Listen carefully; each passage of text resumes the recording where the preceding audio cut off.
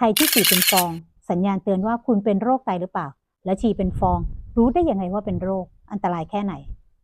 บางครั้งนะคะปัสสาวะเป็นฟองเนี่ยอาจเป็นสัญญาณของภาวะสุขภาพที่แฝงอยู่แต่ก็ไม่ได้เป็นสาเหตุที่น่ากังวลเสมอไปนะคะสาเหตุที่เราปัสสาวะมีฟองเนี่ยเกิดจากการมีโปรตีนไข่ขาวรั่วออกมาในปัสสาวะนะคะ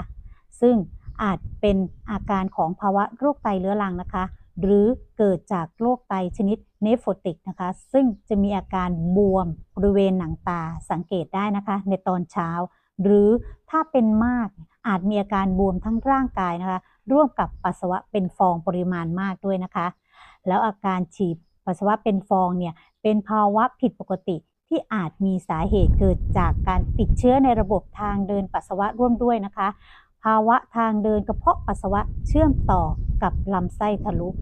นะคะและหาก